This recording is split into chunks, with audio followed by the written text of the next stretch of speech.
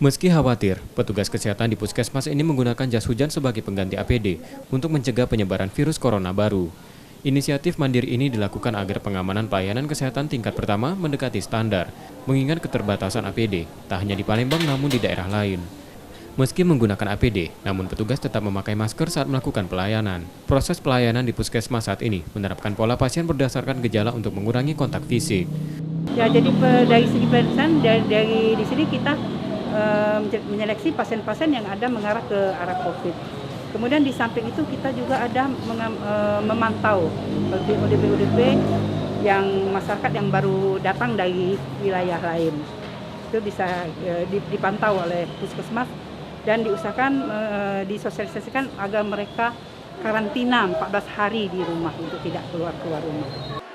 Untuk kenyamanan pasien, di puskesmas juga diterapkan protokol kesehatan seperti tempat duduk berjarak, pemeriksaan suhu tubuh, mencuci tangan, dan wajib menggunakan masker. Rizky Oktora, Muklas Diferensial, Kompas TV, Palembang.